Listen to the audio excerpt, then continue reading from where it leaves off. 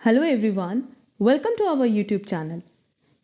आज हम लोग डिस्कस करेंगे about practice set related to MCom entrance exam.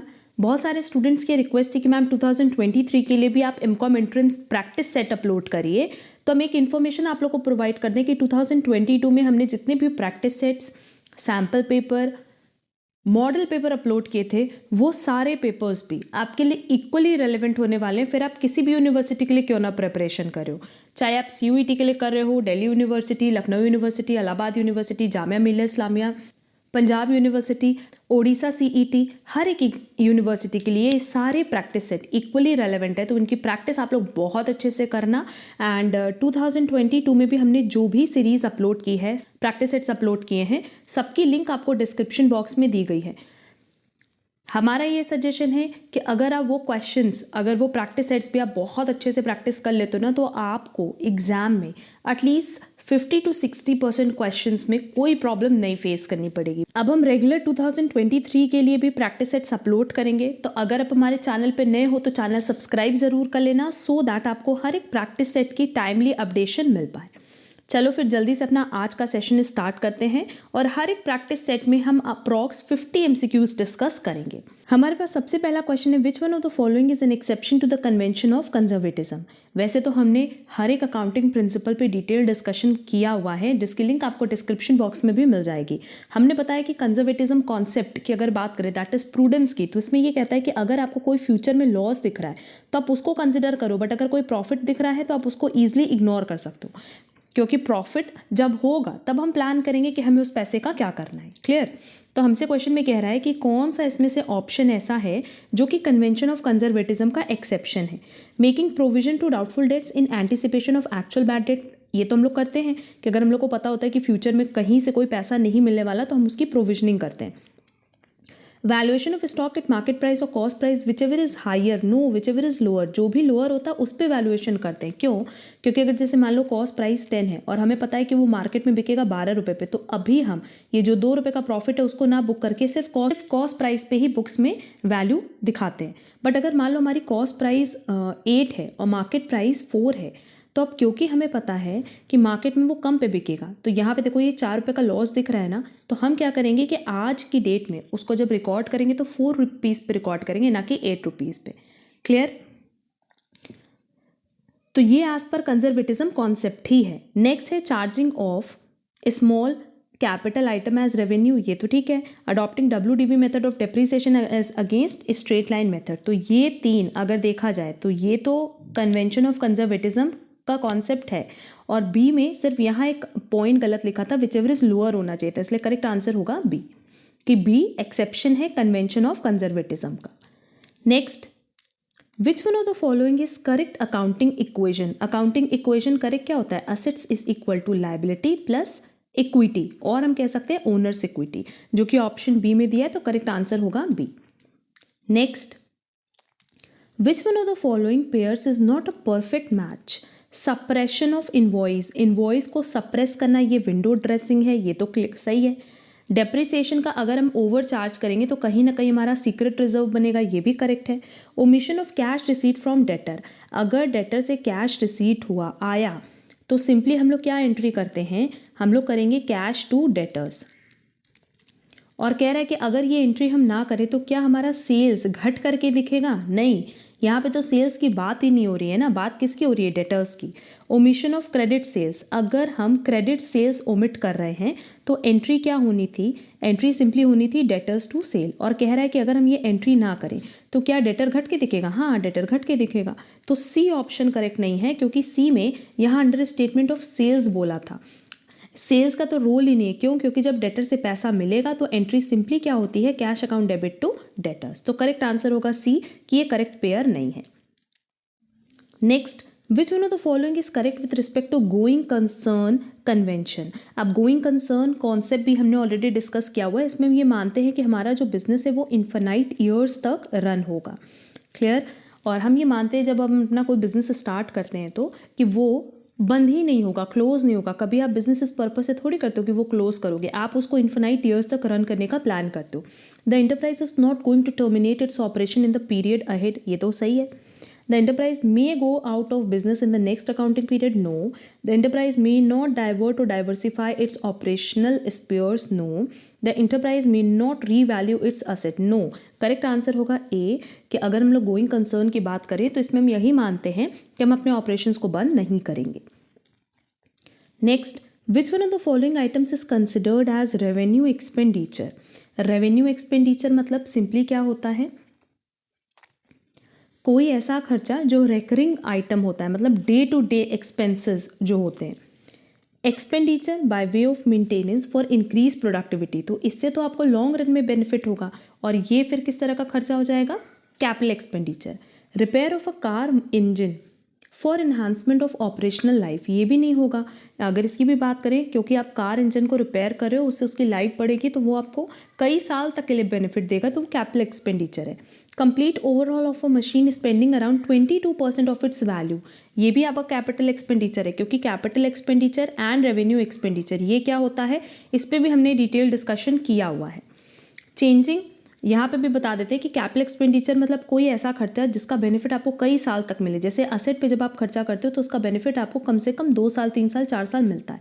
और रेवेन्यू एक्सपेंडिचर मतलब जैसे अगर मान लो इस साल आप किसी को सैलरी दे रहे हो तो वो सिर्फ आपके लिए इसी साल काम करेगा, अगले साल थोड़ी काम करेगा, तो ये रेवेन्यू एक्सपेंडिचर है. Changing a small component of a machine to maintain its operational efficiency. Yes, अगर कोई छोटा मोटा कंपोनेंट आप बदल रहे हो तो उससे सिर्फ उसकी ऑपरेशनल एफिशिएंसी बदल रही है, चेंज हो रही है, उससे उसकी लाइफ में कोई चेंज नहीं आ रहा, तो ये रेवेन्यू एक्सपेंडिचर है. इसीलिए करेक्ट आंसर होगा डी. अच्छा, बहुत सारे स्टूडेंट्स जो CUET के लिए प्रिपरेशन कर रहे हैं, नो डाउट आपका जो सिलेबस है वो फिक्स है. तो आप बोलोगे कि मैम ये सब टॉपिक तो हमारे सिलेबस में है ही नहीं, बट ये ना बेसिक टॉपिक्स हैं अकाउंट्स के और ये हर एक पेपर में कवर करते हैं, तो इसकी प्रैक्टिस आप लोग के लिए भी रेलेवेंट है. Next, during shifting to their new building, Messrs XYZ Limited has spent rupees 20,000 for pulling down the old structure and rupees 2,000 for shifting of stock to new building. These expenditures are to be classified. इसको आप कैसे classify करोगे? कह रहा है कि जब आप नई बिल्डिंग में शिफ्ट हो रहे हो तो आपने 20,000 का एक पूरा का पूरा खर्चा किया. क्यों? क्योंकि आपको ओल्ड स्ट्रक्चर को गिराना था. तो ये जो 20,000 का खर्चा आप करोगे ये कैपिटल एक्सपेंडिचर है, क्योंकि इसका बेनिफिट कई साल तक मिलेगा. एंड 2,000 रुपीज़ तो सिर्फ आप स्टॉक को शिफ्ट करा रहे हो, तो ये किस तरह का एक्सपेंडिचर है, revenue expenditure, that is recurring expenditure. तो करेक्ट आंसर होगा सी कि पहला 20,000 का खर्चा कैपिटल एक्सपेंडिचर है और दूसरा क्या है, revenue expenditure. Next, preparation of trial balance helps mainly in. अब ट्रायल बैलेंस आपको किस में मदद करता है, summarising business transaction, verifying that gap has been observed, finalising the sources and uses of funds statement, locating error, अगर books of accounts में कोई भी एरर है तो उसी को लोकेट करने में हमें हेल्प करता है. नेक्स्ट, अगर हमारे पास ओपनिंग स्टॉक दिया है, परचेज दिया है, सेल्स दिया है, रेट ऑफ ग्रॉस प्रॉफिट दिया हुआ है, तो क्या हम क्लोजिंग स्टॉक निकाल सकते हैं? हाँ, बहुत ही ईजिली कैलकुलेट कर सकते हैं. अब इस तरह के क्वेश्चन में ना हमने एक क्लास ऑलरेडी अपलोड की है जहाँ हमने बताया है कि cost price and sales price पे कैसे आप प्रॉफिट का कैलकुलेशन करते हो. तो यहाँ लिखा है कि जो ग्रॉस प्रॉफिट है वो 20% है on cost of goods sold, और COGS क्या होता है, opening stock plus purchases minus closing stock. या एक और तरीके से हम लोग COGS निकाल सकते हैं. कैसे? अगर हम सेल्स में से प्रॉफिट माइनस कर दें तो भी हम COGS निकाल सकते हैं. क्लियर? अब क्योंकि हमारे पास 20% ऑन कॉस्ट है, तो लेट्स से हमारी कॉस्ट है 100 और उस पर हमारा प्रॉफिट कितना है 20%, तो हमारा सेल्स प्राइस कितना हो गया 120. अगर हमारा प्रॉफिट कॉस्ट पे 20% है तो सेल्स प्राइस पे कितना होगा, 20 divided by 120, that is 1/6. Clear? तो हमारे पास सेल्स तो यही हुआ है 17,40,000. इसमें से अगर हम प्रॉफिट माइनस कर दें, जो कि सीधे सीधे 17,40,000 का 1/6 हो जाएगा, 2,90,000. तो आप 2,90,000 यहाँ से माइनस कर दो, आपके पास रिमेनिंग जो बैलेंस आएगा उसको हम कहेंगे COGS और कॉस्ट, जो कि आ रहा है 14,50,000. ये है COGS. अब COGS आ गया 14,50,000 इज इक्वल टू, हमने फॉर्मूला बताया है opening stock plus purchases minus closing stock. इसको कैलकुलेट करेंगे तो मेरे पास वैल्यू आएगी 2,95,000 की, दैट इज क्लोजिंग स्टॉक आ रहा है 2,95,000. ऑप्शन बी करेक्ट होगा. Next, income earn but not yet received, आपने अर्न तो किया बट अभी तक वो रिसीव नहीं हुई, तो उसको हम लोग क्या कहते हैं, accrued income. Clear, that is accrued income को कहाँ दिखाते हैं, एज एन असेट, तो करेक्ट आंसर होगा ए, असेट।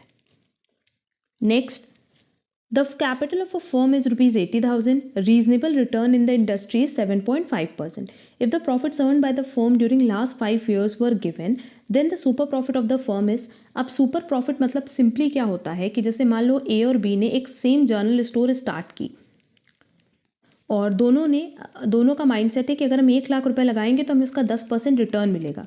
तो ये जो 10% है ये तो ए को भी मिल रहा है, बी को भी मिल रहा है। ये क्या है, ये है नॉर्मल रेट ऑफ रिटर्न जो नॉर्मली दोनों लोग अर्न कर रहे हैं। बट इससे ऊपर जो भी अर्न करेंगे, जैसे मान लो अगर ए का एक्चुअल प्रॉफिट है 12,000 और बी का एक्चुअल प्रॉफिट 10,000 है, तो ए के केस में सुपर प्रॉफिट है कितने का, 2,000। भाई 10,000 तो सभी कमा रहे हैं ना, जो वो बिजनेस कर रहा है, जो वो उस बिजनेस में 1 लाख रुपए लगा रहा है, उसको 10,000 रिटर्न मिल ही रहा है। बट 10,000 से ऊपर कौन अर्न कर रहा है, ए, और उस एक्स्ट्रा को हम क्या कहते हैं, सुपर प्रॉफिट।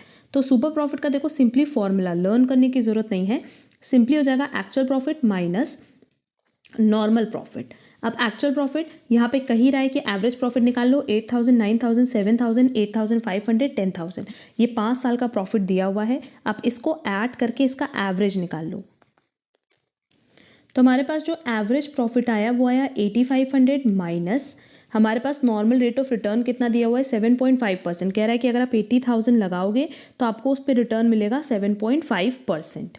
दैट इज 6,000 हमारा नॉर्मल प्रॉफिट हो गया। तो सुपर प्रॉफिट कितना हो गया, इसका balance 2,500। That is correct answer होगा B. Next, A and B partners in a firm sharing profit and losses in the ratio of 2:3।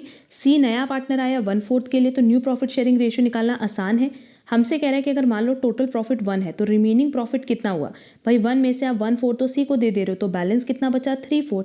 अब ए की बात करो, ए का अभी का प्रॉफिट कितना है, 2/5, उसको 3/4 का 2/5 मिलेगा और बी को कितना मिलेगा, 3/5 मिलेगा 3/4 का। बस मेरे पास आंसर आ जाएगा। इसको सॉल्व करेंगे तो ये आएगा 6/20, इसको करेंगे तो 9/20 और सी का 1/4 दिया ही है।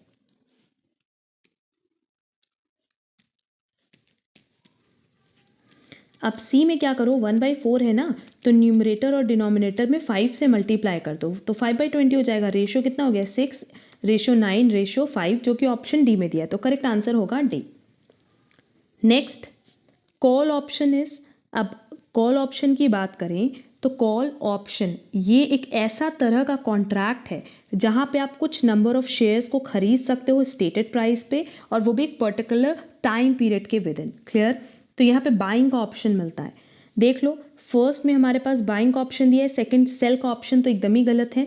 फिर थर्ड में बोला option of issuing company, no, the option available to the convertible debentures. Call option क्या होता है, एक ऐसा कॉन्ट्रैक्ट जो कि आपको बाय करने का राइट देता है certain number of shares at a stated price within a specified period of time. That is correct answer होगा A. Next, provisions are amount set aside out of profit and other surpluses for. पहले हमने बताया कि अगर आपको future में लगता है कि किसी तरह का कोई लॉस हो सकता है, कोई तरह की लायबिलिटी अराइज हो सकती है, तो उसके लिए हम लोग प्रोविजनिंग करते हैं। जैसे अगर मान लो डेटर्स हैं 10,000 और हमें उम्मीद है कि इसका 10% डूबेगा ही डूबेगा, तो इस 1,000 के लिए हम लोग क्या करते हैं, प्रोविजनिंग करते हैं। ठीक है, तो ये 1,000 एक तरह की नोन लायबिलिटी है। Meeting a liability the amount which can be determined with exact figure, no. Any known liability which the amount cannot be determined with substantial accuracy. Meeting an eventuality arising out of revaluation of asset. Meeting a liability arising out of arbitrage. Correct answer होगा B. एक तरह की known liability तो है, क्योंकि जैसे अगर मान लो एक डेटर है ए, उसने पिछले साल 10,000 रुपये आपसे उधार लिया था और उसने 9,000 लौटाया था, तो भाई इस बार भी आपको उम्मीद तो रहेगी ना कि 10% तो उनसे डूबेगा ही डूबेगा। तो ये नॉन लायबिलिटी होती है, बट आप उसको एक्यूरेसी के साथ कभी भी डिटरमाइन नहीं कर सकते, इसलिए ऑप्शन बी करेक्ट होगा। Next, a trader does not keep a complete set of books and gives the following information. ये इन्फॉर्मेशन उसने प्रोवाइड की है और आपको उसका नेट प्रॉफिट कैलकुलेट करके बताना है। तो देख लेते हैं, कह रहा है कि वो अपना बिजनेस स्टार्ट कर रहा है 10,000 रुपीज़ से, दैट इज कैपिटल कितना है 10,000 ऑन 1 जून 2014। अब ड्रॉइंग्स कितनी है 500 for the last 6 months. Further capital introduce during the year ₹2,000 on 31 दिसंबर 2014। उसका जो टोटल असेट है वो कितना है 23,700। क्रेडिटर्स भी दिया हुआ है सेम डेट पे, आउटस्टैंडिंग एक्सपेंसेस भी दिया है, तो क्या हम उसका नेट प्रॉफिट निकाल सकते हैं? हाँ, निकाल सकते हैं उसका नेट प्रॉफिट। बहुत सिंपल सा क्वेश्चन है। सिंपली हम लोगों को पता है कि अगर हम लोग बैलेंस शीट बनाते हैं टी शेप में, तो हमारे पास टोटल असेट कितना दिया हुआ है, ये साइड दिया हुआ है 23,700, हमारे पास क्रेडिटर्स दिया, आउटस्टैंडिंग एक्सपेंसेस दिया हुआ है 3,500, तो जो लाइबिलिटीज़ हैं वो है 3,500। नो डाउट जो हमारे पास बैलेंस कैपिटल आएगा वो कितना आएगा, 20,200। अब देखो 20,200 इज इक्वल टू क्या हो जाएगा, हमारे पास ओपनिंग कैपिटल कितना है, 10,000, हमारे पास ड्राइंग्स कितनी है, 500 फॉर लास्ट 6 मंथ्स, तो माइनस कर देंगे 3,000, क्योंकि पर मंथ आपके पास 500 दिया हुआ है। फर्दर कैपिटल आप कितना इंट्रोड्यूस कर रहे हो, 2,000, और प्लस एक्स, दैट इज आपको नेट प्रॉफिट का कैलकुलेशन करना है। अब आप एक्स का कैलकुलेशन करोगे तो आपका प्रॉफिट आएगा 11,200, जो कि ऑप्शन ए में दिया है। Next, which are the following fixed assets is not depreciated in the ordinary circumstances. Land की अगर हम बात करें तो ये कभी भी डेप्रिशिएट नहीं होता, इसकी वैल्यू हमेशा बढ़ती है, इसलिए करेक्ट आंसर होगा C, land. The purchase price of a software that will be used for more than 12 months should be regarded as, अब क्योंकि आपने सॉफ्टवेयर परचेज किया है एंड उसको यूज़ कर रहे हो मोर देन 12 मंथ्स, तो आपको उसका बेनिफिट 1 साल से ज़्यादा के लिए मिल रहा है, इसलिए ये खर्चा कैसा हो जाएगा, capital expenditure. Next, cost of a fixed asset, accumulated depreciation expenses of the fixed cost। Basically cost of a fixed asset minus accumulated depreciation है, कि अगर हम कॉस्ट ऑफ फिक्स असेट में से सारा का सारा अभी तक का डेप्रिसिएशन माइनस कर दें तो मेरे पास जो वैल्यू आएगी उसको हम कहते हैं book value. That is correct answer होगा A, book value of the fixed asset. Which of the following result in unadjusted cash book balance. Unadjusted की बात कर रहे हैं तो outstanding cheque, unpresented cheque, deposit in transit, इन तीनों ही केसेस में हमारा कैश बुक बैलेंस सही दिख रहा होगा। But omission of bank charges, अगर आपने बैंक चार्जेस नहीं दिखाया तो कैश बुक बैलेंस करेक्ट नहीं दिखेगा, करेक्ट आंसर होगा D. In the BRS deposit in transit is usually, अगर हमारा ट्रांजिट मतलब अभी रास्ते में है, डिपॉजिट इन ट्रांजिट है, तो इसको हम क्या करते हैं, बैंक बैलेंस से सब्ट्रैक्ट करते हैं, नहीं, ऐड करते हैं। जो पूरा कॉन्सेप्ट है BRS का वो अप्लाई करके देखना, जो आप डिपॉजिट है वो सिंपली क्या करते हो, ऐड कर देते हो। From the following adjusting double entries find the correct one for prepaid expenses. अब प्रीपेड एक्सपेंसेस की जो एंट्री होती है वो क्या होती है, prepaid expenses account debit to जो भी एक्सपेंस है, मतलब अगर मान लो आपने इंश्योरेंस का पेमेंट एक्स्ट्रा किया है तो प्रीपेड इंश्योरेंस टू इंश्योरेंस लिखते हैं। क्लियर? तो ऑप्शन देखो, एक ही ऑप्शन है जिसमें प्रीपेड एक्सपेंसेस को डेबिट किया है और एक्सपेंसेस को क्रेडिट किया है, तो करेक्ट आंसर होगा B. Next, which of the following is a common base for preparing a trial balance. अब ट्रायल बैलेंस बनाना है तो पहले लेजर बनाना होता है, फिर लेजर के बाद ट्रायल बैलेंस बनता है।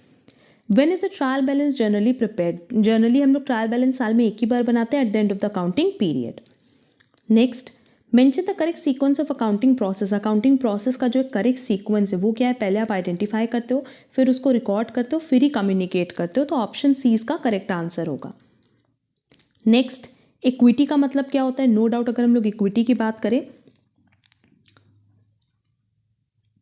तो ये ओनर का अपना जो पार्ट होता है, अपनी जो वैल्यू होती है ऑर्गेनाइजेशन में, that is owners claim on total asset. Correct answer होगा सी।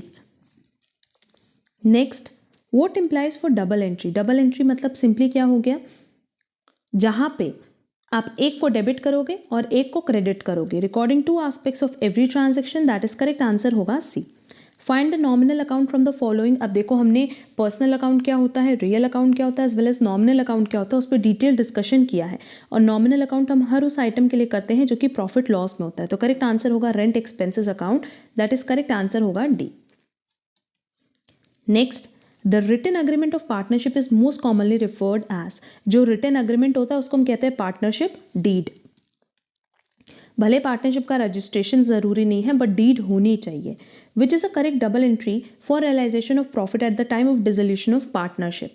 अब पार्टनरशिप का जब डिसोल्यूशन होता है, मतलब जब पार्टनरशिप खत्म हो जाती है, तो प्रॉफिट रियलाइजेशन की एंट्री क्या होती है, रियलाइजेशन अकाउंट, क्योंकि जो भी रियलाइजेशन अकाउंट में बैलेंस बचता है वो हम पार्टनर्स के कैपिटल अकाउंट में ट्रांसफर कर देते हैं। That is option C correct होगा। Next, what will happen if bad debt is not recorded by a firm by mistake? अगर गलती से आपने बैड डेट्स को रिकॉर्ड नहीं किया तो नो डाउट बैड डेट किस पे अफेक्ट करेगा, नेट प्रॉफिट पे। और अगर आप अपने एक्सपेंस को कम दिखा रहे हो तो आपका नेट प्रॉफिट बढ़ करके दिखेगा। That is option B correct होगा, net profit would increase. Next, Mr. Maniram, who holds 100 shares of 10 each, fails to pay a final call of rupees 2. The directors forfeited all the shares and subsequently reissued 50 shares at rupees 6 as fully paid. The amount to be transferred to capital reserve would be, अब capital reserve में आप कितना transfer करोगे? जो share capital account debit होगा, क्योंकि simply आप 100 रुपये का शेयर है, पूरा का पूरा सारे शेयर्स आप फोरफीट का ले रहे हो, तो ये हो जाएगा 1000 और उस पर आपको जितना नहीं मिला है 2 रुपीज़ आपने नहीं रिसीव किया तो शेयर फाइनल कॉल 200 और बाकी शेयर फोरफीचर में चला जाएगा 800। तो ये एंट्री याद रखना।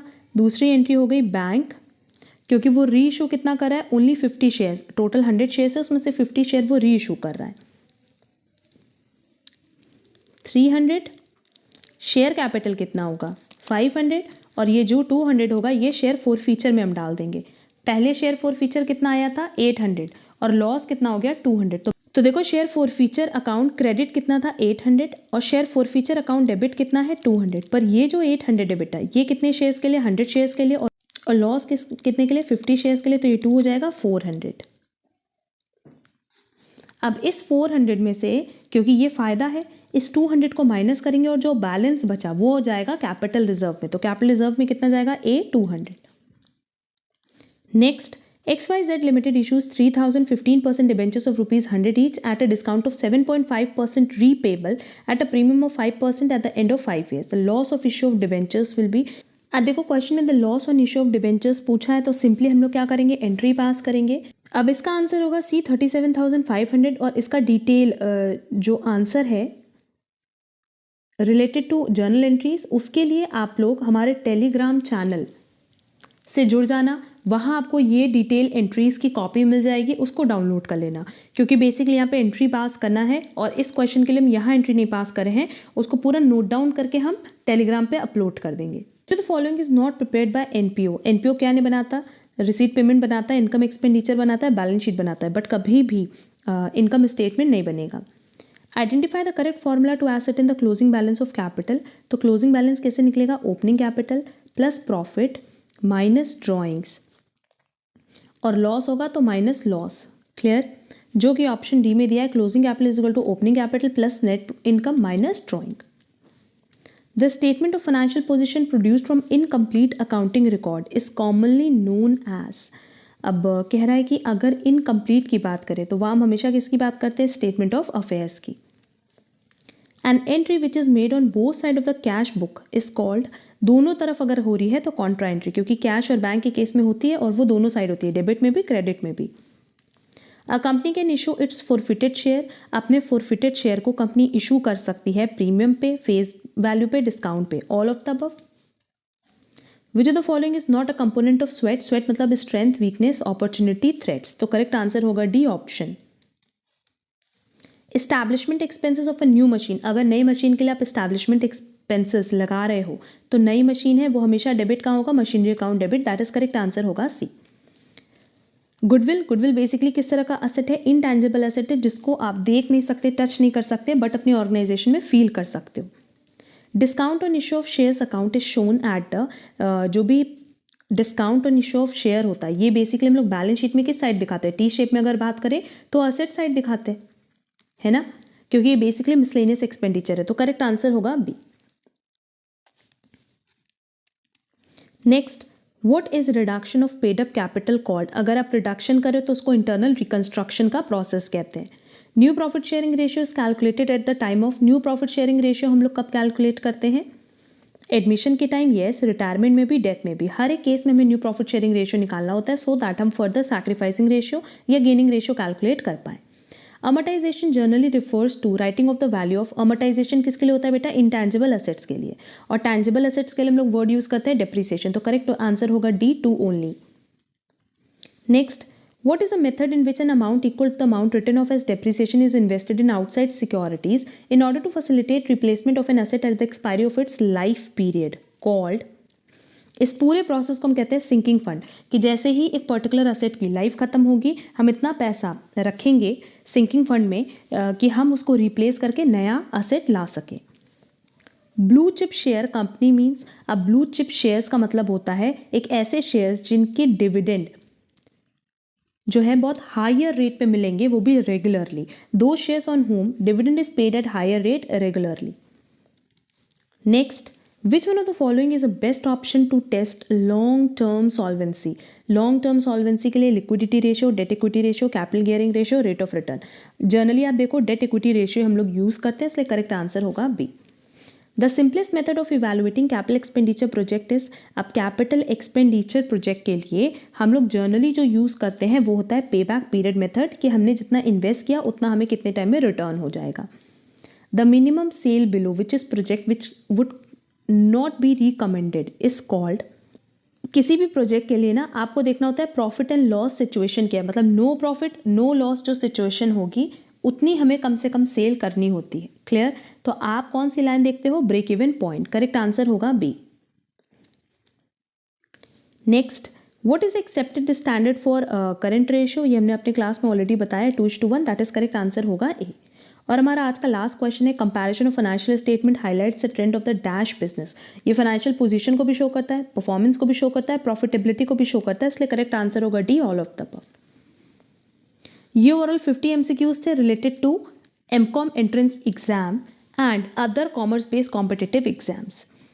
तो इन क्वेश्चंस की आप लोग प्रैक्टिस अच्छे से कर लेना. इसी तरीके से आपको रेगुलर बेसिस पे प्रैक्टिस सेट मिलेंगे. एंड अगर आपको आज का वीडियो पसंद आया है, वीडियो यूजफुल लगा है, तो वीडियो को लाइक कमेंट शेयर ज़रूर करना. आज की क्लास की PDF आपको हमारे टेलीग्राम चैनल पर मिल जाएगी, जिसकी लिंक आपको डिस्क्रिप्शन बॉक्स में दी गई है. आज के लिए बस इतना. Thank you so much.